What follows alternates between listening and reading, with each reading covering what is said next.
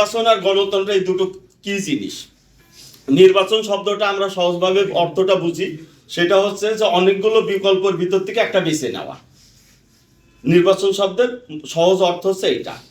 আপনার কাছে আপনি বাজারে যাচ্ছেন, আপনার 10টা পণ্য রয়েছে, আপনি কোনটা কিনবেন, এটি একটি নির্বাচন। এটা একটি নির্বাচন। আপনি অনেকগুলো প্রতিষ্ঠানে আছে, আপনি কোথার থেকে কোন পণ্যটা নেবেন, এটা একটি নির্বাচন। ঠিক আছে? একজন প্রতিষ্ঠানের ভিতরে 10 জন মানুষ চাকরির দরখাস্ত দিয়েছে, প্রতিষ্ঠান কাকে চয়েস করবে, এটি একটি নির্বাচন। নির্বাচন শব্দটা আমরা গণতন্ত্রের বাইরে যে নির্বাচনটা বুঝি, সেটা হচ্ছে যে অনেকগুলো বিকল্পের মধ্য থেকে একটা বেছে নেওয়া। সহজ কথা হচ্ছে অনেকগুলো বিকল্প থাকবে, একাধিক বিকল্প থাকে, তার ভিতর থেকে একটা বেছে নেওয়াটা হচ্ছে নির্বাচন। আর গণতন্ত্রটা কি? গণতন্ত্রটা হচ্ছে যে জনগণ বা মানুষের মতামত, মানুষের চিন্তা চেতনা, মানুষের ক্ষমতা, সার্বভৌমত্বের ভিত্তিতে পরিচালিত হওয়া।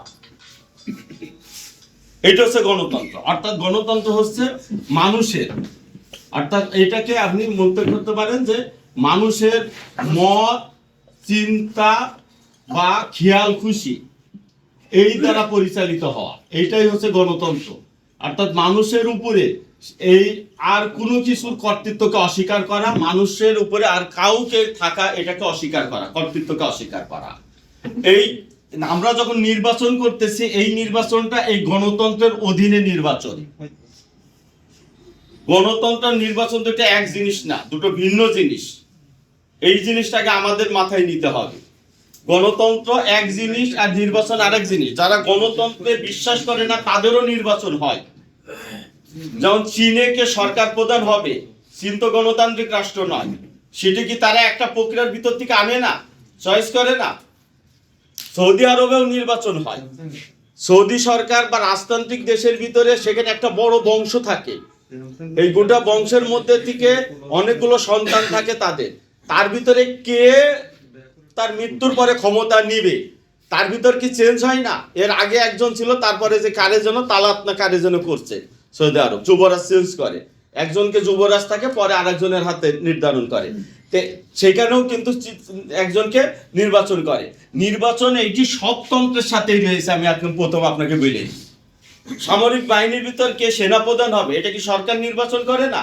এখন নির্বাচনটা কে করে, কিভাবে করে, কি উদ্দেশ্যে করে, এইটার উপরে নির্ভর করে নির্বাচনটা কি, এবং এই নির্বাচনটা হালাল না হারাম, এটা জায়েজ না না জায়েজ, সেটা নির্ভর করবে এর উপরে। আপনি যখন মসজিদের ভিতর থেকে একজন ব্যক্তিকে নামাজ পড়বেন একসাথে জামাতে, একজনকে আপনি ইমাম বানাচ্ছেন 10 জনের ভিতর থেকে, এটিও কিন্তু একটি নির্বাচন, যে আপনি 10 জনের ভিতর থেকে একজনকে ইমাম বানাচ্ছেন। সেটা কোন নীতিতে ইমাম বানাচ্ছেন? যিনি নামাজের ব্যাপারে, ধর্মের ব্যাপারে সবার থেকে ভালো জানেন, আমাদের ভিতরে সব থেকে বেশি জানেন এবং সঠিকভাবে সেটাকে তিনি নেতৃত্ব দিতে পারবেন নামাজের, তাকে আমরা নামাজের ইমাম হিসাবে আমরা নির্ধারণ করতেছি। আমরা মুয়াজ্জিন নির্ধারণ করছি, এটিও একটি নির্বাচন, যে আমরা তাকে মুয়াজ্জিন নির্বাচন করছি। একজন উনি শিক্ষক, উনি কোন শিক্ষক কোন ক্লাসটা নিবে, কোন ক্লাসের কোন সাবজেক্টটা নিবে, এটি ঠিক করতেছেন, এটি নির্বাচন। তো নির্বাচন সরাসরি হারাম নয়। এই নির্বাচনটা কেন, কোন উদ্দেশ্যে, কোন প্রতিষ্ঠানে কি নির্বাচন করতেছে তার উপরে নির্ভর করবে যে নির্বাচনটা হালাল না হারাম। মসজিদের একজন ইমাম নির্ধারণ করা আর মন্দিরের একজন হচ্ছে পুরোহিত নির্ধারণ, দুটো তো এক জিনিস না, দুটো তো ভিন্ন জিনিস। আপনি মসজিদের ইমাম নির্ধারণ করছেন নাকি একটা মদের দোকানের আপনি ম্যানেজার নির্ধারণ করতেছেন? নির্বাচন যদি আপনি হালাল বলেন বা নির্বাচনকে যদি হারাম করেন, তো এইসব জায়গাতে আপনি ঠিক করতে পারবেন না। নির্বাচনকে যদি বলেন হালাল, তাহলে আপনার মদের দোকানের একজন কর্মকর্তা ঠিক করা হালাল। একটা জুয়ার আয়োজন করতেছেন, সেটাকে ম্যানেজমেন্ট করবে, সেটা নির্ধারণ করছেন, এটিও তাইলে হালাল হয়ে যাবে। আর নির্বাচনকে যদি আপনি হারাম বলেন, তো তাইলে আমাদের ভিতর ইমামকে আল্লাহ তাআলা নির্ধারণ করবে যেভাবে নবী নির্ধারণ করেছেন? এটা তো আমরাই নির্ধারণ করবো আমাদের মধ্যে থেকে। এজন্য যখন মিনকুম বলা হয়, উলিল আমরি মিনকুম, তোমাদের পক্ষ থেকে, তোমাদের দ্বারা নির্ধারিত হবে এই আমিরটা, আর রাসূল আল্লাহর পক্ষে থেকে নির্ধারিত এইটা। তাহলে নির্বাচনটা কখন হালাল হবে আর কখন হারাম হবে, এটা নির্ভর করবে নির্বাচনটা কোন পরিস্থিতিতে এবং কোন উদ্দেশ্যে, কোন কার্যক্রমের জন্য এটা নির্ধারণ করা হচ্ছে। আর গণতন্ত্রটা এটি হারাম, এটা পরিষ্কারভাবে টোটালি হারাম। এই জিনিসটা জানেন, সেটা কি? যে গণতন্ত্র সেটা হচ্ছে যে মানুষের সার্বভৌমত্বকে স্বীকার করা হয়, বলা হয় যে মানুষ সার্বভৌম, মানুষ সব কিছুর মালিক, এবং মানুষ যেভাবে চাইবে, যেভাবে বলবে, যেটা নির্ধারণ করবে সেভাবেই চলবে, মানুষ রচিত। হ্যাঁ, কিন্তু বাংলাদেশ গণতান্ত্রিক ভাবে চলে না, বাংলা ভারততান্ত্রিক ভাবে চলে। ভারত যেভাবে বলে সেভাবে চলে, যেখানে সামরিক তন্ত্র বলে না, যে সেনাবাহিনী যেভাবে বলে সেভাবে চলে। চীনে একদলীয় শাসনতন্ত্র, মানে একদল যা বলবে সেটাই সবাইকে মানতে হবে, এইটা। তো এই তন্ত্র বিভিন্ন জায়গায় বিভিন্ন রকম হয়। এখন আমার গণতন্ত্রের যদি আমরা একাডেমিক ব্যাখ্যার দিকে তাকাই, যে কোথায় কি হচ্ছে সেটা ভিন্ন কথা। একাডেমিকই গণতন্ত্রকে কি বলা হয়? গণতন্ত্র for the people, by the people, of the people. Abraham লিঙ্কনের এই সংজ্ঞাটাই সবাই গ্রহণ করে নিয়েছে, গণতন্ত্রের রাষ্ট্রবিজ্ঞানীরা মূল ভিত্তি হিসেবে ধরেছে। তো for the people, by the people, of the people, এটা ইসলামের দিক থেকে গ্রহণযোগ্য নয় পুরোটা। কেননা ইসলামে মানুষ শাসন করে আল্লাহর খলিফা হিসাবে। এজন্য রাসূল সাল্লাল্লাহু পরে যারা শাসন করেছেন তাদেরকে আমরা খলিফা বলি। আর রাসূল সাল্লাল্লাহু আলাইহি ওয়াসাল্লাম নবী, তিনি আল্লাহ কর্তৃক নির্ধারিত। এখানে আমাদের মতামতের কিছু নেই। কিন্তু তারপরে যারা শাসন করেছেন তারা খলিফা বা প্রতিনিধি রূপে শাসন করেছেন। অর্থাৎ তারা নিজের থেকে নিজে শাসন করবার অধিকার তাদের নাই। নিজের থেকে নিজে তারা আইন তৈরি করতে পারেন না, নিজের থেকে নিজের খেয়াল খুশি অনুযায়ী শাসন করতে পারেন না, বা মানুষের খেয়াল খুশি অনুযায়ী তারা শাসন করবেন না। তারা খলিফা হচ্ছেন আল্লাহর পক্ষ থেকে। তারা খলিফা, একটা হচ্ছে আল্লাহর প্রতিনিধি রূপে তারা শাসন করেন, আর একটা হচ্ছে রাসূলের স্থলাভিষিক্ত হিসেবে তারা খলিফা। যে রাসূল চলে গেছেন সেই স্থানটা এখন আমরা নাইবে রাসূল বলা হয়, যে অর্থে যে তার স্থানে তারা অবস্থান করে সেই দায়িত্বটা, সেই কাজটা কন্টিনিউ করতেছে। এবং আল্লাহ তাআলা মানুষ সৃষ্টির সময় বলে দিচ্ছেন যে ইন্নী জাইলুন ফিল আরদি খলিফা, আমি জমিনে আমার খলিফা নির্বাচন করব, খলিফা পাঠাবো বা খলিফা বানাবো। তো তাহলে ইসলামের শাসনতন্ত্রটা হচ্ছে খেলাফত। এই খেলাফতটা হচ্ছে গণতন্ত্র নয়, কারণ খেলাফতে যখন বলা হয় যে সে প্রতিনিধি, তখন বোঝা যায় যে সে সার্বভৌমত্বের মালিক নয়। মালিক আর প্রতিনিধি তো এক জিনিস না। অর্থাৎ আমরা মালিকানাকে আমরা কোনোভাবেই অ্যাকসেপ্ট করতেছি না। মালিকানা সম্পূর্ণভাবে আল্লাহ। কুরআন শরীফে আল্লাহ অনেকগুলো আয়াতে বারবার করে বলে দিয়েছেন যে আল্লাহ তাআলাই হচ্ছে মালিক, সার্বভৌমত্ব আল্লাহ তাআলার হাতেই। তাহলে এই জায়গায় যে গণতন্ত্র হচ্ছে, এই গণতন্ত্রটা হারাম। কেননা এই গণতন্ত্রে কাউকে যখন নির্বাচিত করা হয়, তখন সে মূলত, এখানে বলা হয় যে মানুষ সার্বভৌমত্বের মালিক এবং মানুষ তার মালিকানাটা তাকে দিচ্ছে। আমার মালিকানাটা আমি তার কাছে হস্তান্তর করতেছি। যখন আমি আমার মালিকানাটা তাকে দিয়ে দিচ্ছি, 5 বছরের জন্য আমার মালিকানাটা তাকে দিয়ে দিচ্ছি, তখন আমি যখন দিচ্ছি, তখন আমি যখন ভোট দিতে যাচ্ছি, তখন আমি নিজেও নিজেকে মালিক মনে করতেছি। আমি নিজেকে একজন মালিক হিসাবে মনে করে, অর্থাৎ তারা যেমন আমাকে মালিক বলতেছে, আমি সেই কথাটাকে গ্রহণ করে আমি আমার মালিক হিসাবে তাকে আমার মালিকানাটা আমি কার হাতে হস্তান্তর করবো সেটা দিতে যাচ্ছি।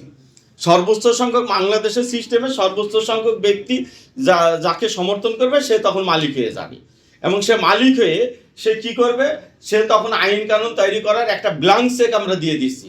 তাকে আমরা কোনো শর্তের অধীনে দিচ্ছি না, তাকে একটি শর্ত ছাড়া তাকে আমরা দিয়ে দিচ্ছি এবং সে এটা করবে। তো এমত অবস্থায় এই ধরনের মালিকানার অংশীদারিত্ব গ্রহণ করা এবং এই ধরনের মালিকানা কাউকে দেওয়া, এটি আমাদের জন্য শরীয়তের দিক থেকে বৈধ নয়। কিন্তু যখন এইটা এই নিয়মের অধীনে থাকবে যে আমরা কারোর মালিকানা স্বীকার করতেছি না এবং কাউকে আমি মালিক হিসাবে কারোর হাতে ক্ষমতা হস্তান্তর করতেছি না, আমরা সবাই আল্লাহর প্রতিনিধি এবং খলিফা হিসাবে আমরা আমাদের নেতা নির্বাচন করতেছি। আমরা এই শর্তের অধীনে নেতা নির্বাচন করতেছি যে তিনি আমাদেরকে শরিয়া শাসন দিবেন, এই শর্তে শরিয়া অনুযায়ী তিনি আমাদেরকে বিচার ফাইসালা করবেন, শরিয়াতের আইন কানুন কার্যকর করবেন আল্লাহর প্রতিনিধি রূপে, এবং এই অর্থে আমরা তাকে নেতা বানাচ্ছি। এর বাইরে আমরা কাউকে চয়েস করার সুযোগ দিতে পারি না। তখন সেটি জায়েজ হবে, আমি বলে দিচ্ছি আপনাদেরকে। তখন সেটা জায়েজ হবে যখন আমরা একজনকে যখন আমরা ইমাম নির্ধারণ করি নামাজের ক্ষেত্রে, যে নামাজের ক্ষেত্রে যখন আমরা ইমাম নির্ধারণ করি, তখন যদি ইমামতি নিয়ে উনি যদি ওই জায়গায় পূজা অর্চনা শুরু করে, তা আমরা কি তার পিছে থাকবো? তখন তো আমরা তাকে থাকবো না তার পিছে। ওনাকে আমরা নির্বাচিতই করেছি, আমরা মতামত দিয়েছি ওনার পক্ষে, উনি আমাদের নামাজ পড়াবেন এবং উনি নামাজটা যখন আমাদের পড়াবেন তখন আল্লাহ রাসূলের নির্ধারিত নিয়মেই যদি পড়ান তবে আমরা নামাজ পড়বো। উনি যদি নিয়মের ভিতর চেঞ্জ করেন তবু আমরা তাকে পরিত্যাগ করবো। উনার মতো করে একটা নামাজের নিয়ম বানিয়ে নিলে আমরা তাকে পরিত্যাগ করবো না? তাহলে আমরা দেশ শাসনের জন্য একটা শাসক নির্ধারণের জন্য অবশ্যই আমরা মতামত দিতে পারি যে কে আমাদের দেশ শাসন করবে, এ মতামত দেওয়ার অধিকার আমাদের আছে। কিন্তু এইটা এই শর্তে যে তাকে প্রতিশ্রুতি দিতে হবে এবং প্রাতিষ্ঠানিকভাবে ঘোষণা করতে হবে যে আমরা এমন একজন ব্যক্তি খুঁজতেছি, তিনি এই শরিয়া অনুযায়ী দেশকে পরিচালনা করবেন। এখন আপনারা কাকে পছন্দ করেন তাকে নির্ধারণ করেন, কে কার প্রতি এই ব্যাপারে আস্থা রাখেন, কে কাকে পছন্দ করেন তার ব্যাপারে মতামত দেন। এই মতামত শুধু তারাই দেবে যারা ইসলামী শাসন এবং শরিয়া পছন্দ করে, তারাই এই মতামত দিবে, অন্য কেউ মতামত দেওয়ার অধিকার পাবে না। ধরে নেন বাংলাদেশে যদি আমরা ইসলামী শাসন ব্যবস্থার বিজয় অর্জন করতে পারি, ইসলামিক বিজয় আনতে পারি, তখন এই দেশে কে নেতৃত্ব দেবে সেটা কি আমাদের নির্ধারণ করা লাগবে না? সেটা কি একজন দাবি করলেই কি আমরা গ্রহণ করে নিব? আমাদের সকলের মতামতের মধ্যে দিয়ে সেই ব্যক্তিটা আসবে, কিন্তু সেটা আসবে এই শর্তে যে উনি আমাদেরকে শরীয়তের বিধান কার্যকর করবেন, এবং এই মতামতটা শুধু তারাই দিবে যারা শরীয়ত অনুযায়ী জীবন পরিচালনা করবে। এখন একজন হিন্দু ব্যক্তির কাছে কি আপনি মতামত নেবেন যে মসজিদের ইমাম কে হবে? এটা তো তার কাছ থেকে মতামত নেবেন না। এমনকি একজন বেনামাজের কাছ থেকেও আপনি মতামত নেবেন না যে ইমাম কে হবে। এটা তার কাছ থেকে নেবেন যে নামাজ পড়ে, যা নামাজ পড়ে। কারণ যে নামাজ পড়ে তার কাছ থেকে যদি আপনি মতামত না নেন, তো বেনামাজি তো ওই ইমাম পছন্দ করবে যে নামাজই পড়াবে না, মসজিদেই আসবে না, তাহলে তাকে এসে পছন্দ করবে, বলবে যে আমি নামাজ পড়িনি কারণ আমার ইমাম আসেনি, আর ইমামকে সেই ঠিক করেছে। বোঝা গেছে? তাহলে এই জায়গাকার বিষয়টা হচ্ছে এই যে আমরা অবশ্যই মতামত দিতে পারবো তখন যখন আগে এই ফাইসালাটা কমপ্লিট হবে যে এই দেশ শরিয়া অনুযায়ী পরিচালিত হবে। এটা যখন কমপ্লিট হবে তখন আমরা ওই জায়গায় মতামত দিতে পারি যে শরিয়া অনুযায়ী কোন ব্যক্তি হবে। এখন এই যে আমাদের এই নির্বাচনের ক্ষেত্রে হিন্দু আছে, অমুসলিম বহু জাতি আছে, তারা এখন ভোটাধিকার রাখছে। ইসলাম এই ভোটাধিকার তাদের রাখে না। তারা তাদের নেতা নির্ধারণ করতে পারবে, কিন্তু মুসলমানদের নেতা মুসলমানরাই নির্ধারণ করবে। এবং এই মুসলমান হওয়ার ক্ষেত্রে ধরে নেন আমাদের বিজয় আসলো, আমরা একটি সংগঠন তৈরি করতে সক্ষম হইলাম, তাহলে তখন কিভাবে নেতা নির্বাচন হবে? যারা ইসলামী শরিয়া চায়, এই প্রতিশ্রুতি দিবে, আমরা শুধু তাদের কাছ থেকে মতামতটা নিব যে বলেন কাকে নেতৃত্বে পছন্দ করেন আপনি। যে ব্যক্তি শরিয়া চায় না, তার কোনো অপশনই নাই, এর ভিতরে মতামত দেওয়া বা মতামত আহ্বান করার কোনো সুযোগই তার নাই। তার সাথে আমরা প্রতিদ্বন্দ্বিতাও যাব না। তার সাথে প্রতিদ্বন্দ্বিতার পলিসি এইটা নয় যে আপনার পক্ষে কয়জন আর আমার পক্ষে কয়জন, আপনি বিজয় হলে আমি আপনার আনুগত্য করবো আর আমি বিজয় হলে আপনি আমার আনুগত্য করবেন, এই সুযোগ ইসলামে নাই। আমরা সবসময় চলবো শরিয়ার অধীনে, সবসময় থাকবো শরীয়তের মধ্যে থেকে, এবং শরীয়তকে নেতৃত্ব দিবে আমরা সেটা নির্ধারণ করব। অর্থাৎ কোন শাসক যদি নির্বাচিত হয় যে ইসলামিক শরিয়া দিবে না, আমরা তার আনুগত্য করতে পারবো না। সে নির্বাচিত হইলেও আনুগত্য করতে পারবো না। 90% মানুষের ভোট পেলেও তার আনুগত্য আমরা করতে পারবো না। বুঝা গেছে? সে যদি সত্যি সত্যি ভোটও পায় তবুও আমরা তার আনুগত্য করব না। আমরা এই শর্তে যাচ্ছি না যে এই ভূমি থেকে সর্বোচ্চ সংখ্যক ভোট পাবে আর আমরা তাকে শাসক হিসাবে মেনে নিব। বৈধ শাসক আমাদের কাছে জনগণের ভোট নয়, বৈধ শাসক আমাদের কাছে আল্লাহর প্রতিনিধিত্ব করার প্রতিশ্রুতি। যতক্ষণ এই প্রতিনিধিত্বের প্রতিশ্রুতি না দিবে ততক্ষণ সে আমাদের কাছে যত মানুষেরই ভোট পাচ্ছে আমাদের কাছে বৈধ নয়। কারণ জমিনের উপরে কোনো ব্যক্তি শাসক হওয়ার বৈধতা শরীয়তের দৃষ্টিতে তখনই সে অর্জন করে যখন আল্লাহ এবং আল্লাহ রাসূলের আনুগত্য সে করে, এবং এই আনুগত্য না করা পর্যন্ত তার আনুগত্য আমাদের উপরে কোনোভাবেই বর্তাবে না। এই জন্য আতিউল্লাহ আতিউর রাসূল এটা আল্লাহ তাআলা নির্ধারণ করে বলে দিয়েছেন, এবং এই দুইটার অধীনে উলিল আমরি মিনকুম। তো এখন যারা শাসক হবে এটা উলিল আমরি হবে। তো এই উলিল আমরকে আমরা তখন মারবো যখন তারা আল্লাহ এবং আল্লাহ রাসূলের অনুগত থেকে যেটা করবে। তা আমাদের এখানে তো সেটা নেই। বোঝা গেছে বিষয়টা?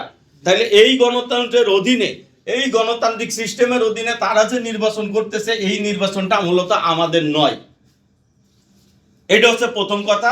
এরপরে হচ্ছে গণতন্ত্রের মূল যে নির্বাচন, নির্বাচন গণতন্ত্রের মূল, এই প্রশ্নের উত্তর সম্ভবত এসে গেছে।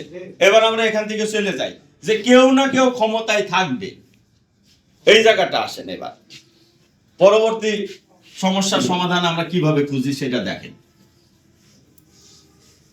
এখন ঘটনা হচ্ছে যে আমরা গণতন্ত্রের বিরোধিতা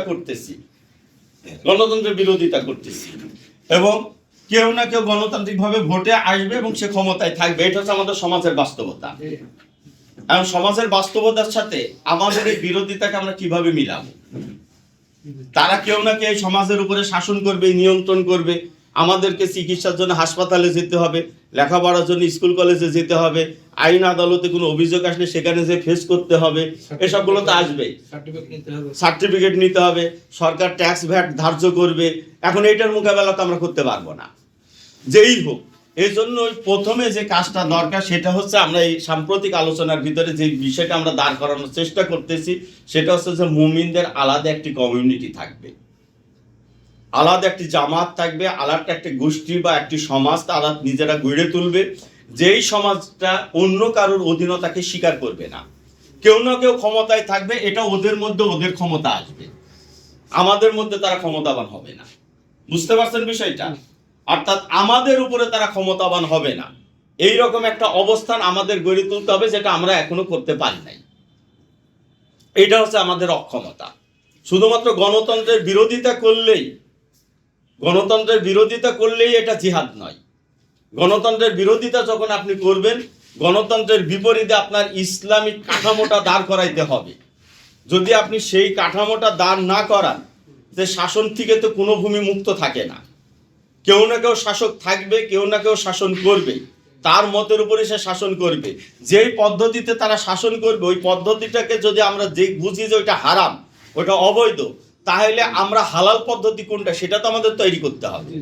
সেইটাকে বিনির্মাণ না করে, সেটাকে গঠন না করে ওর বিরোধিতা করব আমরা, তাহলে তো আমরা তো নাই। এখন একটা জায়গার ভিতরে যদি আপনার হালাল খাবার না থাকে, সবকিছুই হারাম থাকে, তা আপনার তো একটা খাবার দরকার। এটি হচ্ছে আমাদের সমাজের বাস্তবতা, এটি হচ্ছে আমাদের অসহায়ত্ব, যে আমাদের একটি খাবার দরকার, আমার এটা তো দরকার। এখন আমি তো বিকল্পটা আমাকে দাঁড় করানোর হুকুম আমাদের। আমরা যারা গণতন্ত্রের বিরোধিতা করি, আমাদের সমস্যাটা হচ্ছে যে আমরা শুধু বিরোধিতাটাই করে যাচ্ছি, কিন্তু আমাদের উপর যেটা পজিটিভ হুকুম আছে সেটা আমরা করতেছি না। আমরা সেই কাঠামোটা তৈরি করতেছি না। সেই কাঠামোটা তৈরি না করে আমরা শুধু তাদেরই বিরোধিতা করতেছি, এবং বিরোধিতা করাটার মধ্যেই আমরা মনে করতেছি আমাদের এইটা যখন আমরা গণতন্ত্রের বিরোধিতা করতেছি, তখন যদি কেউ না কেউ থাকবে, এই বাস্তবতার কারণে আমরা যখন বিরোধিতা করতেছি, তখন আরো বেশি খারাপ লোক এসে ক্ষমতাবান হচ্ছে, আরো বেশি অপছন্দের লোক আমাদের উপরে ক্ষমতাবান হয়ে যাচ্ছে। কিন্তু তখন তার ক্ষমতাকে আমরা চ্যালেঞ্জ করার সক্ষমতা রাখি না।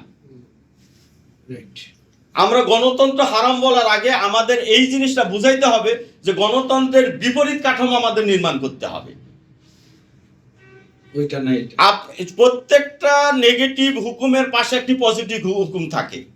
এটা কোরআন শরীফে খেয়াল করবেন, লা ইলাহা ইল্লাল্লাহ বলে সমস্ত ইলাকে বাতিল করা হয়েছে, আল্লাহকে রাখা হয়েছে, তাই না? এই যে একটা জিনিস। এরপরে যখনই ওই আপনার ওই শুকরের গোশ হারাম করা হয়েছে, তখনই এদিকে উট আর আপনার গরু ছাগল এগুলোকে হালাল করা হয়েছে। অর্থাৎ প্রত্যেক হারামের বিপরীতে একটি হালাল থাকে, কারণ মানুষের জীবনে একটি জিনিস লাগবে।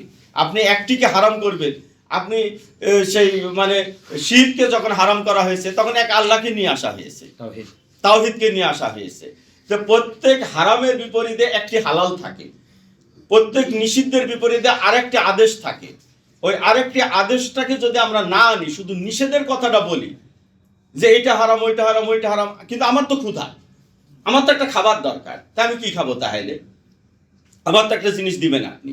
তো বিষয়টা হচ্ছে এই রকমের, যে যখন আমরা গণতন্ত্রকে হারাম বলছি, তখন তার পাশে খেলাফতটাকে গঠন করতেছি কিনা। গণতন্ত্রের বিপরীত হচ্ছে খেলাফত। গণতন্ত্র হচ্ছে আপনার মানুষের সার্বভৌমত্বের কথা বলছে, আর এই খেলাফত হচ্ছে আল্লাহ সার্বভৌমত্বের কথা বলতেছে। এইটা এখন এই খেলাফতের যে একটি গঠন প্রক্রিয়া আপনি শুরু করতেছেন, এই গঠন প্রক্রিয়াটা শুরু করলে, যখন এটা শুরু করবেন, তখন এই গণতন্ত্র আপনার খেলাফতের এই গঠন প্রক্রিয়াকে বাধা সৃষ্টি করবে। এই যখন আপনার এই খেলাফতের উপর বাধা সৃষ্টি করবে, তখন খেলাফত এই গণতন্ত্রপন্থীদের, আজকের পৃথিবীতে গণতন্ত্র একটা আলাদা ধর্ম, এটা আমি বলিনি। গণতন্ত্র একটা আলাদা দিক, আলাদা ব্যবস্থা। এখন এই ব্যবস্থা যেমন অতীতে যেমন ছিল হিন্দু ধর্ম, বৌদ্ধ ধর্ম, খ্রিস্ট ধর্ম, এই ধর্মগুলো বাতিল হয়ে গেছে পৃথিবীতে, কারণ এই ধর্মগুলোর আর কার্যকারিতা নাই, তাদের বিধান আর বর্তমান পৃথিবীর মানুষের সাথে উপযোগী না। তাদের মূর্তি পূজাও বাতিল হয়ে গেছে, কারণ ওই মূর্তির উপর মানুষ এখন আর বিশ্বাস করে না, মানুষ নাস্তিক হয়ে যায় তখন। অর্থাৎ মূর্তির প্রতিও মানুষের ওই অগাধ বিশ্বাস আগের মতো নাই, কারণ এই বিশ্বাসগুলোর অসারতা আল্লাহ রাসূল সাল্লাল্লাহু আলাইহি ওয়াসাল্লাম তার সময় ভেঙে দিয়ে গেছেন। যখন ভেঙে দিয়ে গেছেন ওইগুলোর পক্ষে নতুন করে উঠে দাঁড়ানোর সুযোগ নাই। খ্রিস্টানিজম পৃথিবী থেকে বাতিল হয়ে গেছে, ইহুদিজম পৃথিবী থেকে বাতিল হয়ে গেছে, হিন্দুইজম এটাও বাতিল হয়ে গেছে, যেটা প্যাগান বলে, তাই না, এই মূর্তি পূজারী। এইগুলো বাতিল হয়ে গেছে। অতএব এদের কিছু মানুষ কালচার হিসাবে, পূর্বপুরুষের ধারাবাহিকতা হিসাবে এটাকে প্র্যাকটিস করে বটে, কিন্তু প্রকৃত অর্থে এগুলোর শক্তি সামর্থ্য নাই যে একটি শাসন কাঠামো তারা তৈরি করবে। এইগুলো ব্যর্থ হয়ে গেছে, কিন্তু ব্যর্থতার পরে যেটা হয়েছে যে তারা নতুন আরেকটি রূপ নিয়ে এখন ইসলামের মোকাবেলা করার প্রক্রিয়ার দিকে এগিয়েছে। সেটা হচ্ছে এই গণতন্ত্র। এটা হচ্ছে নতুন একটি দিন, যে দিনটা ইসলামের বিপরীতে একটা কার্যকর মতবাদ হিসাবে তারা কিন্তু সামনে এনেছে, এবং এইটি দ্বারা তারা ইসলামকে তার শাসন কাঠামোর জায়গা থেকে সরিয়ে দিয়েছে। গণতন্ত্রের উদ্ভব হচ্ছে কখন? যখন ইসলাম তার শাসন করবার জায়গার থেকে অনেকখানি দুর্বল হয়ে গেছে, তার অভ্যন্তরীণভাবে নানান ধরনের দুর্নীতি, নানান ধরনের অব্যবস্থাপনা, দুর্বলতা এসে ঢুকে গেছে, তখন তারা মুসলমানদেরকে দূর করে এখানে উপনিবেশিক শাসন ব্যবস্থা কায়েম করে।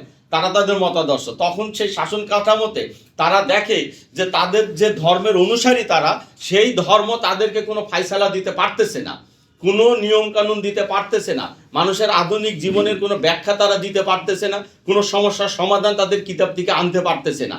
তখন তারা কি করেছে? ওই কিতাবকে প্রত্যাখ্যান করেছে। যখন প্রত্যাখ্যান করেছে তখন তারা নতুন একটি মত নিয়ে এসেছে। সেই মতটা হচ্ছে গণতন্ত্র, সেই মতটা হচ্ছে আধুনিক রাষ্ট্রতন্ত্র। এটা হচ্ছে কত? 1648 সাল। আপনারা এই সালটা মাথায় ইতিহাসে জেনে রাখেন।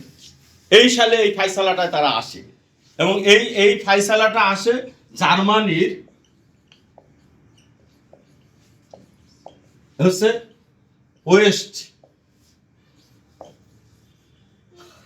এটা হচ্ছে ওয়েস্ট ব্যাংক বলতো আর কি, পশ্চিম আসছে উপকূল। এটা কি? এটা হচ্ছে রাইন নদী। জার্মানির ভিতর দিয়ে একটা নদী গেছে, এটা হচ্ছে রাইন নদী। এই রাইন নদী এটা কেন আসলো? এটা হচ্ছে ক্রুসেডে পরাজয়ের পর। এই ইতিহাসটা বলতে গেলে একটু সময় লেগে যাবে আমার।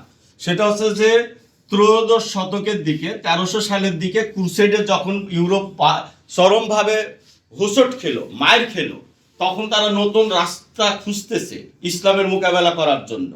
এই নতুন রাস্তা খুঁজতে যে তারা নিজেদের ভিতর অনেক বিরোধে লিপ্ত হয়ে যায়। এ এক মত দেয়, ও আর এক মত দেয়, কিভাবে মুসলমানদের মোকাবেলা করবে এই পথ খুঁজে তারা পায় না। এইরকম সময়ে তারা স্পেন থেকে যদি বা মুসলমানদেরকে ফিরিয়ে আনতে পারলো, ওখান থেকে মুসলমানরা গুটিয়ে আসলো বটে, কিন্তু গুটিয়ে আসলেও তারা তাদের নিজেদের জায়গাতে শাসন করবার কোনো নিয়মকানুন খুঁজে পাচ্ছে না। তারা তখন তাদের পাদ্রীদের কাছে, তাদের পোপের কাছ থেকে তারা নির্দেশ নিচ্ছে, কিন্তু পোপ তাদেরকে কোনো ফায়সালা দিতে পারে না, শুধু ধোঁকাবাজি করে, বিভিন্ন মিথ্যা কথা বলে, ঈশ্বরের প্রতিনিধিত্বের কথা বলে। এই ধরনের কথা বলে তারা বিভিন্ন মতবাদ তৈরি করে। তার ভিতরে একটা মতবাদ হচ্ছে আপনার ওই যে ক্যাথলিক।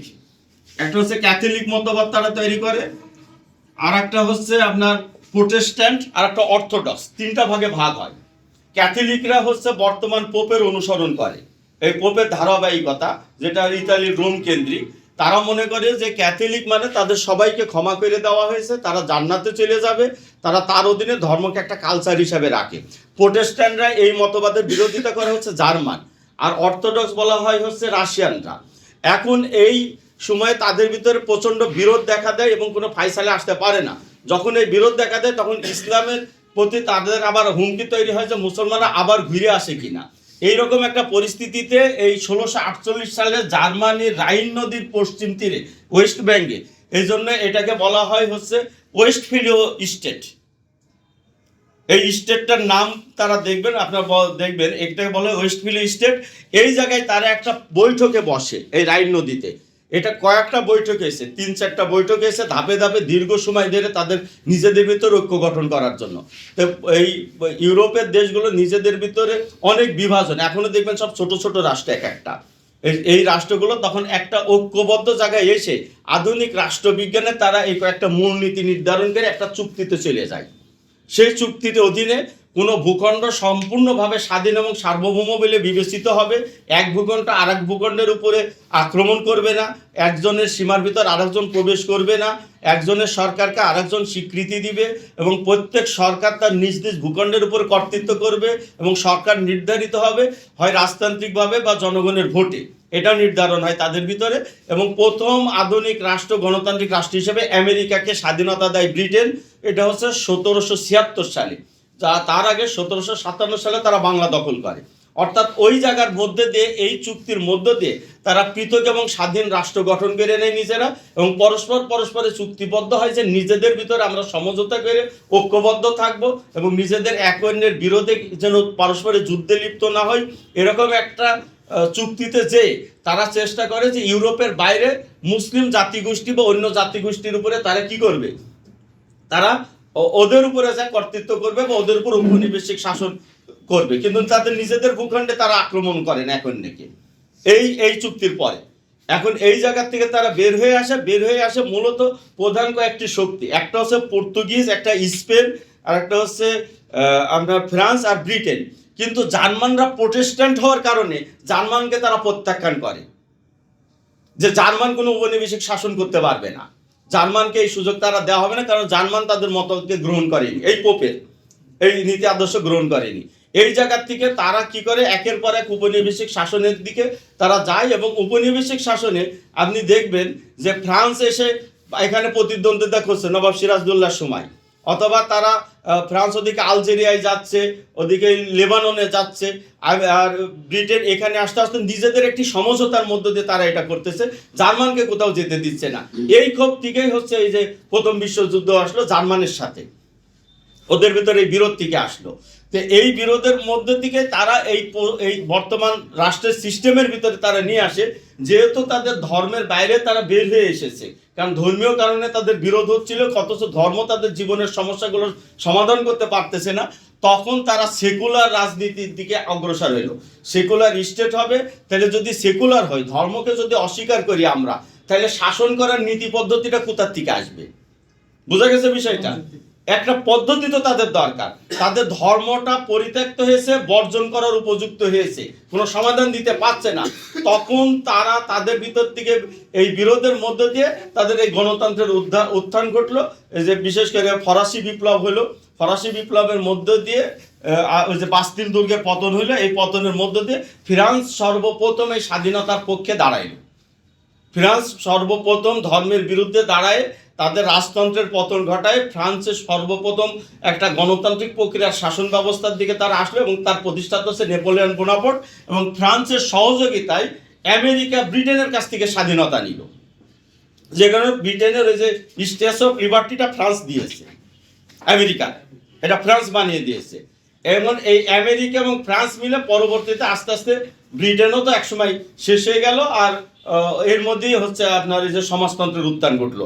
অর্থাৎ এরা তখন ধর্মকে অস্বীকার করলো, কিন্তু আমাদের মুসলমানদের ব্যাপার হচ্ছে আমাদের ধর্ম তো এরকম পরিত্যক্ত হয়ে যায়নি, আমাদের ধর্মতে বিধিবিধান দিতে অক্ষম হয়ে যায়নি, তাইলে আমরা আমাদের ধর্মকে কেন পরিত্যাগ করব?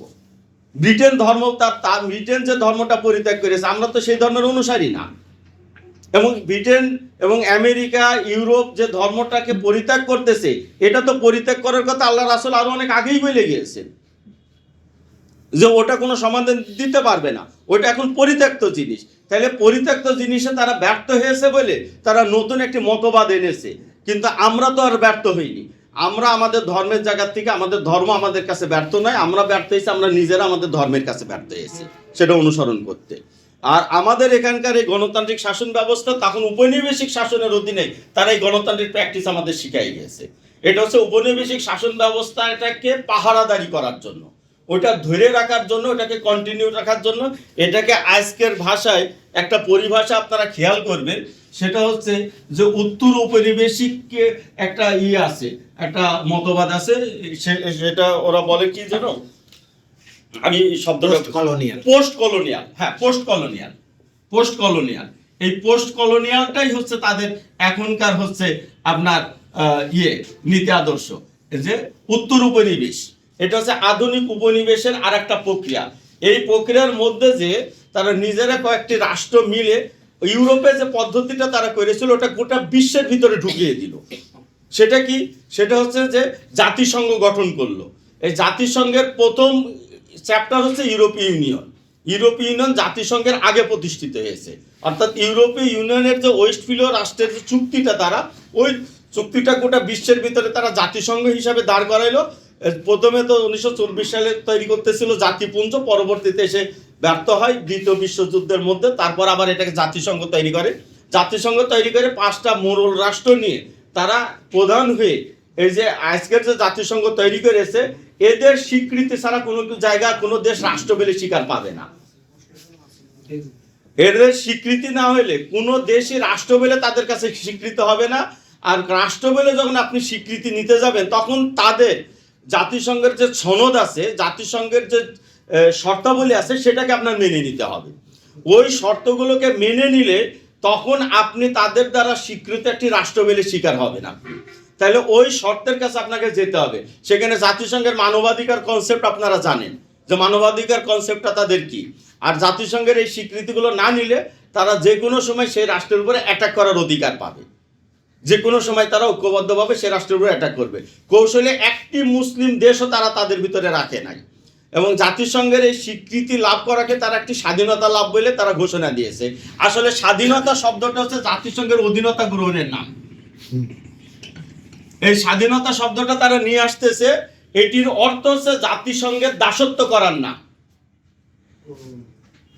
বাংলাদেশ 1971 সালে স্বাধীন হয়েছে, তার মানে কি 1971 সালে বাংলাদেশ জাতিসংঘের একটা আলাদা রাষ্ট্র বলে স্বীকৃতি পেয়েছে। এইটা আর আলাদা রাষ্ট্র বলে এর তখনই স্বীকৃতি পেয়েছে যখন সে জাতিসংঘের নিয়ম কানুনকে মেনে চলবে বলে সে প্রতিশ্রুতি দিয়েছে। আর জাতিসংঘের গঠন হচ্ছে 5টা স্থায়ী রাষ্ট্র দ্বারা। এই 5টা স্থায়ী রাষ্ট্র দ্বারা, এই 5টা স্থায়ী রাষ্ট্র দ্বারা কতগুলো মতবাদ দিয়েছে, এই মতবাদের মধ্যে থাকলেই সেটা হবে তাদের অধীনস্থ রাষ্ট্র। তার বাইরে গেলে সেটা সন্ত্রাস, তার বাইরে গেলে সেটা জঙ্গি। এইটা হচ্ছে তাদের নীতিমালা। এখন তারা আফগানিস্তানকে তারা সন্ত্রাস বলতেছে, পাশাপাশি আফগানিস্তানকে তারা আবার মোটিভেশনের মাধ্যমে তাদের জাতিসংঘের নিয়মের ভিতর আনার চেষ্টাও করতেছে। এবং আফগানিস্তান ইতিমধ্যে এই নিয়ে দ্বিধাগ্রস্ত হয়ে গিয়েছে। তারা কখনো স্বীকৃতি চাচ্ছে, কখনো জাতিসংঘে যেতে চাচ্ছে, আবার কেউ শরিয়াপন্থী থাকতে চাচ্ছে। কারণ বৈশ্বিক শক্তি হিসেবে টিকে থাকতে হলে যে পরিমাণ শক্তি থাকা দরকার, এটা তো আফগানিস্তান একা পারবে না, একা পারবে না। আরো অনেকগুলো শক্তি আসতে হবে। ইরান বহু কষ্টে নিজেকে ধরে রাখতেছে, কিন্তু টিকে থাকা তার জন্য বড় কঠিন হয়ে দাঁড়াচ্ছে। একইভাবে কঠিন হয়ে দাঁড়াচ্ছে তালেবানের জন্য। তালেবানকে এখনো তারা স্বীকৃতি দেয়নি, কেননা তালেবান তাদের ওই নিয়ম কানুনগুলোর কাছে এখনো দাসখত দেয়নি। তো এইটা হচ্ছে তাদের পদ্ধতি। এই পদ্ধতিতে তাদের অধীনতা গ্রহণের নামই স্বাধীনতা। জাতিসংঘ এটা বলছে। কিন্তু এই স্বাধীনতা মূলত 5টা স্থায়ী রাষ্ট্র। কয়েকদিন আগেও আপনারা দেখবেন যে আমেরিকা ভেনিজুয়েলাকে নিয়ন্ত্রণ করবে, বিপরীতে ইউক্রেনকে ছেড়ে দিবে। তাহলে ভাগ বটোয়ারাটা কিভাবে করে তারা ভিতরে বসে। এখন ডোনাল্ড ট্রাম্প এসে ভেনিজুয়েলায় নিকোলাস মাদুরোকে উঠাই নিয়ে চলে যাচ্ছে, অথচ সে চীনের বন্ধু, রাশিয়ার বন্ধু। কিন্তু চীন বা রাশিয়া কি এই জন্য আমেরিকার সাথে যুদ্ধ করতে যাচ্ছে বা নিকোলাস মাদুরোকে ঠেকাইতে যাচ্ছে? দায় সারা গোছের একটা বিবৃতি দিচ্ছে মাত্র। আর মধ্যে থেকে ইউক্রেনের যুদ্ধ কিন্তু শিথিল হয়ে এসেছে। ইউক্রেনের যুদ্ধ কিন্তু এখন শিথিল হয়ে এসেছে বাইডেনের পরে, ক্ষমতা ছেড়ে দেওয়ার পরের থেকে। তো এটা হচ্ছে তাদের একটা আন্তর্জাতিক নিয়ম কানুন যারা নিজেরা গঠন করেছে, এবং এটার অধীনে এসে আমরা স্বাধীনতা অর্জন করতেছি। তাতে আমাদের দিচ্ছে কি, একটা ভূগোল দিতেছে আমাদের মানচিত্র, আর একটা পতাকা দিয়ে দিচ্ছে আমাদেরকে। এগুলো সম্পূর্ণই আমাদের উপর এক একটা ধোঁকা। এই পতাকা, এই ভূমির এই সীমারেখা, এগুলো সম্পূর্ণই আমাদের ধোঁকা। এই সীমারেখাগুলো তৈরি করেছে জাতিবোধের দিক থেকে আমাদেরকে খণ্ড খণ্ড করার জন্য, আমাদের জাতিবোধকে গঠন করা। এই যে জাতিসংঘ, অর্থাৎ ও নিজে বলে দিচ্ছে জাতি কি, ও একটা সংজ্ঞা তৈরি করে দিচ্ছে। ন্যাশন কি, এই ন্যাশনের ভিতরে সে মুসলিম একটি ন্যাশন, এটা কিন্তু সে স্বীকার করে না। সে স্বীকার করে আরব একটা নেশন, পাকিস্তান একটা নেশন, আফগানিস্তান একটা নেশন, বাঙালি একটা নেশন।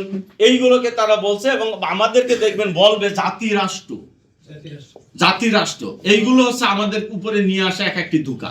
জাতি রাষ্ট্র, আমরা কিভাবে জাতি রাষ্ট্র, আমরা জাতিটা কি, এই জাতির অর্থটা কি, আপনি খুঁজে কোনো কুল কিনারা খুঁজে পাবেন না। এখনকার জাতিসংঘের ধারণা হতে একটা দেশ একটা জাতি। একটা জাতি, কিন্তু সেই দেশটা কিসের জাতি? একটি ভূখণ্ডের ভিতরে থাকলে কি সেটা একটি জাতি হয়? সেটা তো একটি জাতি হইতে পারে না। তাহলে জাতির সংজ্ঞা কি ওরা দিতে পারবে না? আবার জঙ্গি বা সন্ত্রাস বলছে, তার সংজ্ঞা কি ওরা দিতে পারবে না? ওরা এখন পর্যন্ত দিতে পারে নাই, কিন্তু নিজেদের ভিতরে আছে। সেটা হচ্ছে যে তাদের ওই নিয়ম কানুনের মধ্যে থেকে যারা থাকবে তারা হচ্ছে তাদের জায়গায় মডারেট বা তাদের জায়গায় তারা সঠিক, আর যারা এর বিপরীতে থাকবে তাদের জায়গায় তারা হচ্ছে সন্ত্রাসী বা জঙ্গি। এটা হচ্ছে তাদের সংজ্ঞা। এই দিক থেকে দেখবেন যে বাংলাদেশের জামাত ইসলামের প্রতি আমেরিকা তার সমর্থন ব্যক্ত করেছে প্রকাশ্যভাবে বলা যায় এখন, এবং সে জায়গায় তারা বলে দিচ্ছে কেন তাদের সমর্থন। সেটা হচ্ছে যে জামাত ইসলামীকে তারা বলছে এটা মডারেট, চরমপন্থী না, এরা গণতান্ত্রিক এবং এরা পুঁজিবাদী অর্থ ব্যবস্থাকে মেনে চলে, এই তথ্যটা তারা দিচ্ছে। যে এখন এই সব তথ্যগুলো দিয়ে তারা জামাতকে তারা বলতেছে যে এটা সঠিক, আর বরং বিএনপিকে তারা প্রত্যাখ্যান করতেছে যে বিএনপি তাদের চোখে দুর্নীতিগ্রস্ত, এরা মানে বিশৃঙ্খল, এটাও তারা বলতেছে যে বিএনপি বিশৃঙ্খল। কিন্তু ভারত আবার বিএনপিকে সমর্থন করতেছে তাদের সাথে সম্পর্কের কারণে। এটা হচ্ছে তাদের রাজনীতি।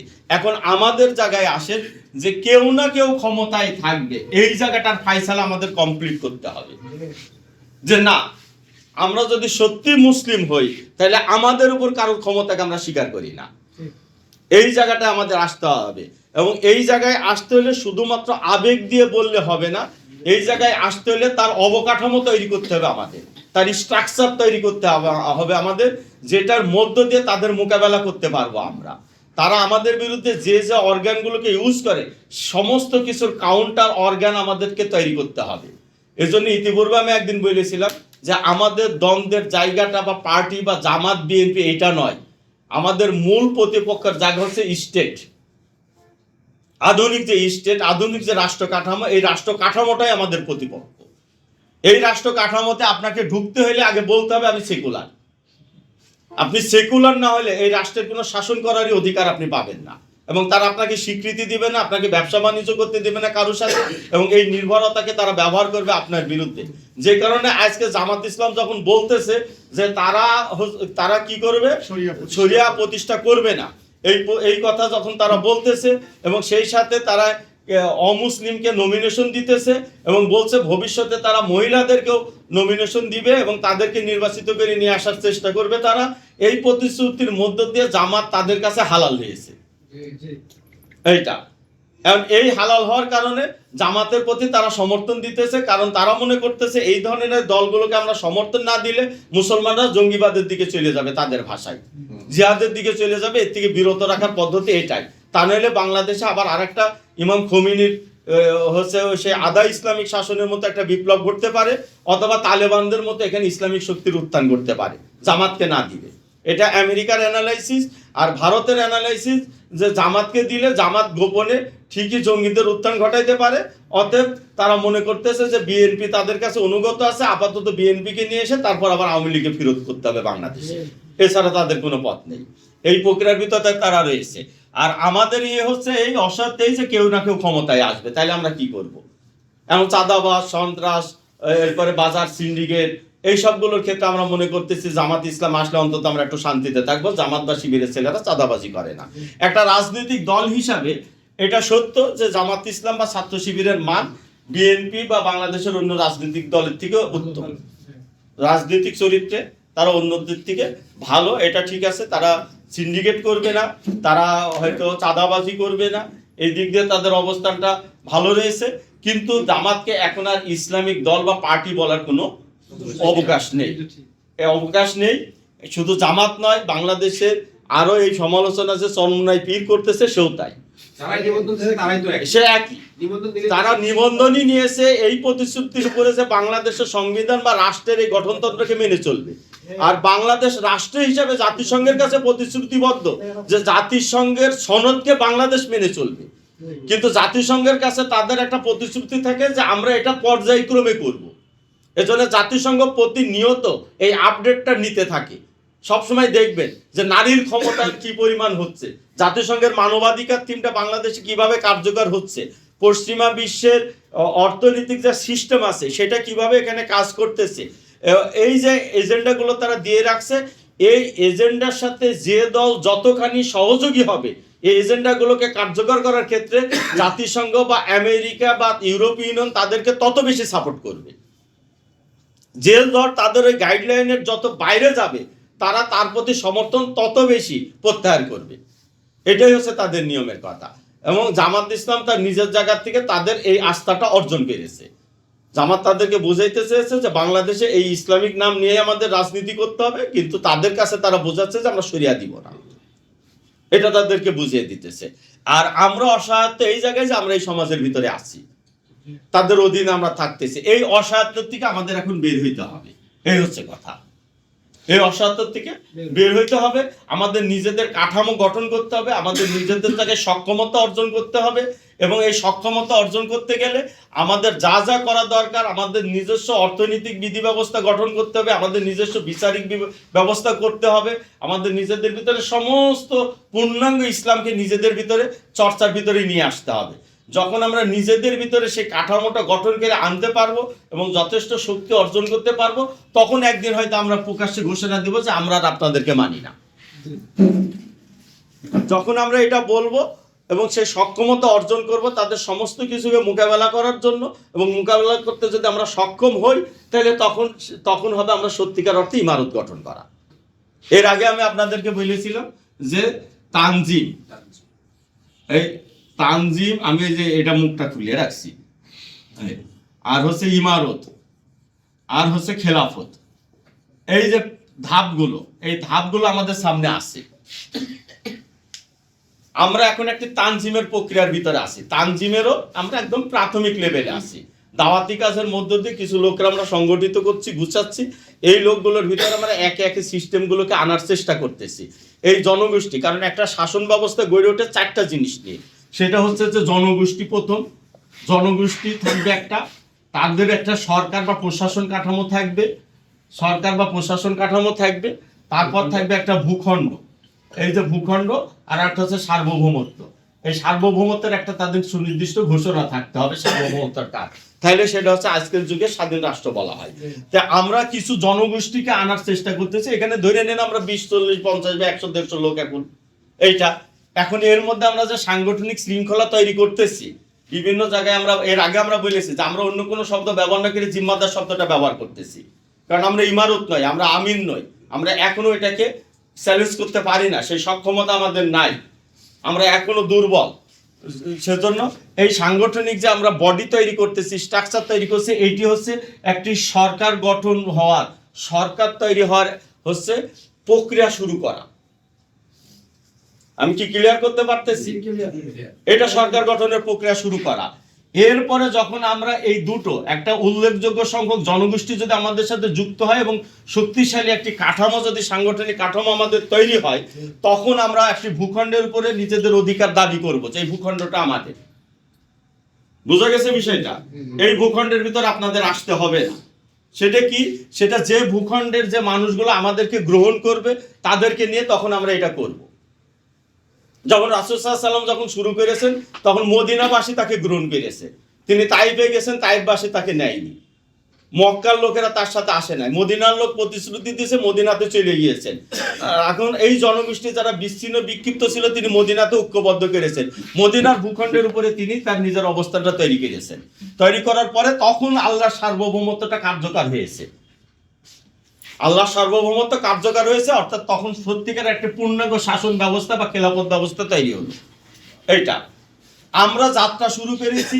এখন হয়তো 100-150 মানুষ, এটিকে যদি 100-150 থেকে যদি আমরা আস্তে আস্তে এটাকে আরো হাজার, লাখ, কোটি এইরকম জায়গায় আমরা চলে যাই, এই জনগোষ্ঠীটা যখন এরকম জায়গায় পৌঁছাবে এবং সেই সাথে ওই জনগোষ্ঠীকে কাভার করার মতো পরিপূর্ণতা নিয়ে যদি আমরা আমাদের সিস্টেমগুলোকে আনতে পারি, আমাদের কালচারাল সাইড বলেন, অর্থনৈতিক সাইড বলেন, সামরিক শাখা বলেন, প্রশাসনিক ইউনিট বলেন, এই সবগুলোকে আমাদের তৈরি করতে হবে।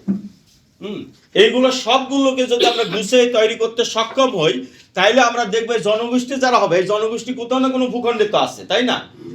দেখা গেল যে সারা বাংলাদেশের ৬৪টা জেলার ভিতরে আমরা হয়তো ২০টা বা ৩০টা জেলাতে আমাদের শক্তিশালী সাংগঠনিক কাঠামো, সেটাতে জনগণের সাথে যুক্ত থাকার মতো সক্ষমতা আমাদের তৈরি হয়েছে, জনগণ আমাদের সাথে যুক্ত আছে। তখন এই যুক্ত ভূখণ্ডগুলোকে আমরা কি করব, আমরা প্রাধান্য দেব, এবং বাকি যে জায়গায় দুর্বল জায়গা আছে তাদেরকে কি বলবো যে আপনারা এই ৬৪টা জেলার ভিতর দিকে এই ২০টা ৩০টা জেলাতে আপনারা ট্রান্সফার হয়ে চলে আসেন, হিজরত করেন, এখানে চলে আসেন। আপনারা এক জায়গায় করে নিলাম আমরা, এই এক জায়গায় করে নিলে তাদের যেমন সামরিক বাহিনী আছে আমাদেরও সামরিক বাহিনী আছে, তাদের যেমন পুলিশ বাহিনী আমাদেরও আছে, তাদেরও অর্থনীতি আছে আমাদেরও অর্থনীতি আছে। এই যে আমরা পাল্টাপাল্টি নিজেদের অবস্থান গড়ে তুললাম, এটি দিয়ে তখন একটা চূড়ান্ত মুখোমুখি বা প্রতিদ্বন্দ্বিতা আসবে। এই প্রতিদ্বন্দ্বিতার মধ্য দিয়েই আমরা আমাদের এই ভূখণ্ড দ্বারা বাকি ভূখণ্ডের উপরে আমাদের কর্তৃত্ব তৈরি করতে যদি সক্ষম হয়, আমাদের ভবিষ্যতে যারা থাকবে, আমরা তো এখন সূচনা করছি, সূচনা করতে পারাটাকে আমি মনে করি আমাদের জন্য বড় কাজ। লাস্টে কারা যে পৌঁছাবে আমরা জানি না, আমাদের পরবর্তী উত্তরসূরি যারা আসবে তাদের জন্য কাজ হবে তার পরের অংশটা। এইটা আমরা যতদূর যাব তার বাকিটা তারা, কিন্তু আমরা একটি ছক দেখিয়ে দিয়ে যাব তাদেরকে যে এই ছকের উপরে তোমরা চলো, এইটার উপরে। তো এই জায়গায় যে যখন তারা আরো বিপুল পরিমাণ জায়গাকে আনতে পারবে এবং এই সার্বভৌমত্বকে আরো বিস্তৃত করতে পারবে, অর্থাৎ এই সার্বভৌমত্ব মানে কি, এই ভূমির সার্বভৌমত্ব আল্লাহ। এখন তো আমরা আমাদের ব্যক্তিগতভাবে আমরা আমাদের বিশ্বাসের জায়গায় বলতেছি যে আল্লাহ সার্বভৌমত্বকে মানি, আমরা অন্য কোনো সার্বভৌমত্ব মানি না, কিন্তু বাস্তব জীবনে আমরা অন্যকে অস্বীকার করতে পারতেছি না।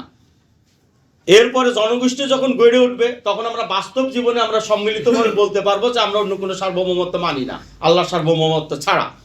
তখন আমরা বলবো আমাদের জনসংখ্যা যেখানে বেশি পরিমাণ মানুষ গ্রহণযোগ্য হবে, তখন সেই ভূখণ্ডের উপর আমরা আমাদের অধিকার প্রতিষ্ঠা করব। অর্থাৎ শুধু আমরা আমাদের ব্যক্তিগত জীবন নয়, আমরা ওই ভূখণ্ডের উপর আমাদের কর্তৃত্ব প্রতিষ্ঠিত করব, যে এই কর্তৃত্বের ভিতরে এই ভূখণ্ডের যাবতীয় সম্পদ বলেন, জীবন বলেন, আল্লাহর বিধিবিধানের অধীনে পরিচালিত হবে। আর কোনো আইনকে আমরা আইনমান মনে করি না, আর কোনো প্রশাসনকে প্রশাসন মনে করি না, আর কোনো সরকারকে সরকার মনে করি না। আমাদের দিক থেকে এটিই সরকার। সেইটা হচ্ছে এই যে এই তানজিমে হচ্ছে এই জনগোষ্ঠী এবং সরকার গঠন, সরকার তো আর থাকতেছে না, এটা সংগঠন থাকছে, এই সংগঠনটা তখন সরকার হয়। এই যখন তানজিম থাকে তখন এটা সংগঠন থাকে, আর যখন সরকার হয় তখন এটি ইমারতে চলে যায়, তখন এটি ইমারতের ফরম্যাটে চলে যায়। যখন ইমারত হয় তখন তার আমরা সার্বভৌমত্বের ঘোষণা দিব প্রকাশ্যভাবে, যে এটা এখন আল্লাহর সার্বভৌমত্ব। কোরআন শরীফে দেখবেন সূরাগুলোতে এই ধারাবাহিকতায় অনুসরণ করা হয়েছে। এইটা যখন আপনার ইমারতের ঘোষণা দিলেন তখন আপনি আপনার ভূখণ্ডের উপরে একটা ইসলামিক ইমারতের দিকে গিয়েছেন আপনি, যেটা আজকে তালেবান গিয়েছে। আজকে তালেবান যে জায়গাটা তারা চেষ্টা করতেছে তাদের ইমারত হিসেবে নিজেদের অবস্থানকে মজবুত করার। আর এরপরে এই ইমারতটা যখন বিশ্বব্যাপী অন্যান্য জাতিগোষ্ঠীর সাথে যুক্ত হয়ে যখন সমস্ত মুসলিমকে যখন মুক্ত করতে পারবে বা মুসলমানদের একটা বিপুল সংখ্যক অংশকে নিজের আয়ত্তে আনতে পারবে, তখন হবে এটা খেলাফত। সেটা সে নিজের জায়গাতেও করতে পারবে, অন্য কারোর সাথে যুক্ত হতে পারে। এই ব্যাখ্যা ইতিপূর্বে আমাদের এখানে দেওয়া হয়েছে, সেটা হচ্ছে আমাদের এই ভূখণ্ড খেলাফত ঘোষণার জন্য যথেষ্ট জায়গা নয়। আমাদের ওই স্বপ্ন না দেখে আমাদের এই ইমারত পর্যন্ত যেতে পারা এবং বৈশ্বিকভাবে যদি ওই সব জায়গাতে যদি দিন বিজয় হয় তখন এই খেলাফতের সাথে আমরা যুক্ত হতে পারবো। কারণ খেলাফত হচ্ছে একটি বৈশ্বিক ব্যবস্থা, আর বাংলাদেশের ভূখণ্ড থেকে বৈশ্বিক ইসলাম ধারণ করা আমাদের জন্য, সেই স্বপ্ন দেখা আমাদের জন্য ঠিক না। আমরা হয়তো আঞ্চলিক পর্যায়ে একটি ইমারত প্রতিষ্ঠা করতে সক্ষম হইতে পারি, সর্বোচ্চ আমাদের গতি এই পর্যন্ত। এবং এই ইমারত প্রতিষ্ঠা যখন আমরা করব তখন আমরা আমাদের প্রতিবেশী রাষ্ট্র যেটা বলা হয় ভারত, মূলত তাদের সাথে মূল যে গজায় হিন্দের যে পর্বটা, মূলত ওই চূড়ান্ত জায়গাটা, গজায় হিন্দের যে চূড়ান্ত জায়গাটা, সেটা ওই সময় এসে হাজির হবে। কারণ হিন্দুস্তান বা ভারতের মোটিভটা আমরা এখনো বুঝি যে বাংলাদেশ ইসলামী শক্তির উত্থান হইলে তারা এটাকে মানবে না, তারা এটার সাথে লড়াই করবে। জামাত ইসলাম ভারতকে বুঝাইতে চাচ্ছে যে আমরা নির্বাচিত হইলেও আমরা ওই রকমের ইসলামিক সরকার না, আমরা ওই রকমের ইসলামিক শক্তি না, তালেবানের মতো না, আমরা ইসলামী শাসনে দিব না। এবং সে ভারতের প্রতি বন্ধুত্বের বার্তা দিয়েছে, যে হিন্দু সম্প্রদায়কে সে নমিনেশন দিয়েছে এবং ভারতকে বোঝানোর চেষ্টা করতেছে যে আমরা ওইটা না, এইটা। হ্যাঁ, এই হচ্ছে অবস্থা। এখন এমন তো অবস্থাতে এইবার আমরা লাস্টের প্রশ্নে চলে যাই, যে এই অবস্থাতে কেউ না কেউ থাকবে, আমরা তাদের অধীনে থাকবো, এই অবস্থাতে আমরা কি করতে পারি?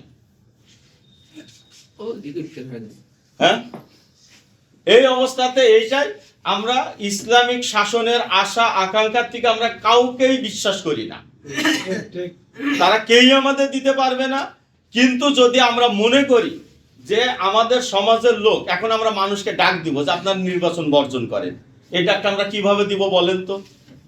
আমরা কি আমাদের কাঠামো তৈরি করতে পেরেছি? আমরা কি তাদেরকে আশ্রয় দিতে পারবো? আমরা তো রাজনীতির থেকে বিমুখ করতে পারি না মানুষকে।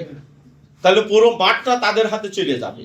তাহলে আমরা কি করতে পারি যে আমাদের চিন্তা চেতনাতে সেটা হচ্ছে এই যে আমরা যাতে আমাদের এই কাজ করার অনুকূল সুযোগ এবং পরিবেশটা কিভাবে আমাদের জন্য থাকবে, আমরা সেটা মাথায় রেখে আমরা একটা চিন্তা ভাবনা করতে পারি।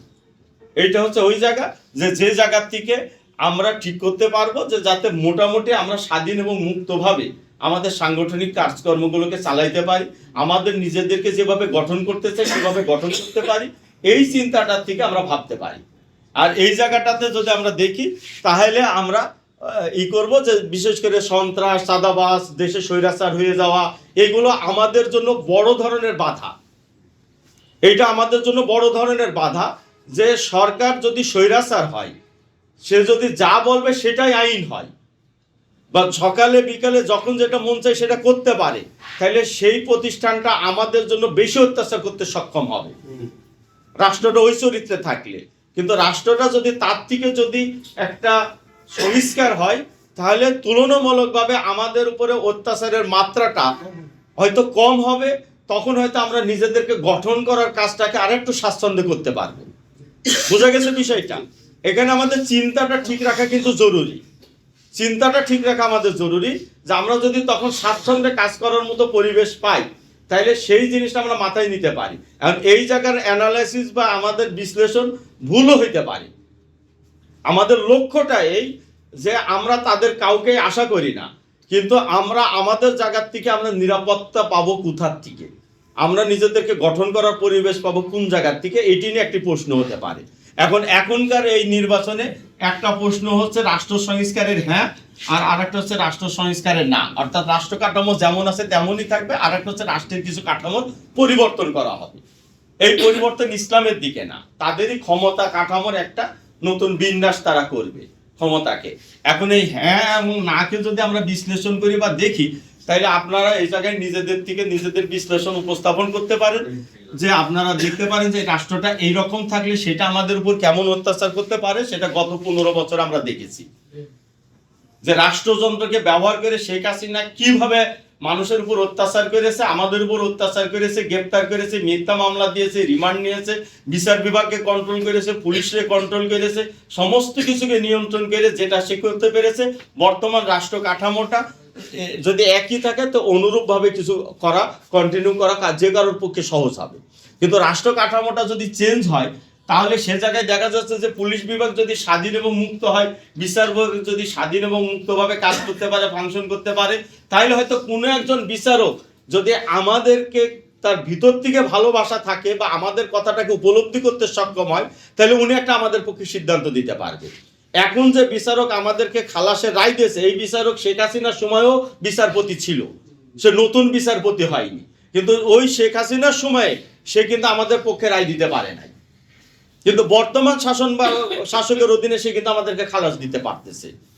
বর্তমান বিচারের অধীনে একটা পুলিশ আমাদেরকে নির্দোষ বলতে পারতেছে। এই যে একটি সুযোগ যেটা ইতিপূর্বে আমাদের ছিল না, তাহলে এই সুযোগটা থাকলে কোনো না কোনো ব্যক্তি পর্যায় থেকে কারো না কাউকে কনভিন্স করে বা তার সাথে কথা বলে বা সে আমাদের প্রতি গোপন সহ আমাদের প্রতি তার যদি থাকে, একটা সুধারণা থাকে, তাহলে সেই বেনিফিটটা সে দিতে পারবে। কিন্তু পুরনো কাঠামোতে এই সুযোগ নাই, সেটা পরিপূর্ণভাবে তার অনুগত হয়ে থাকা লাগবে।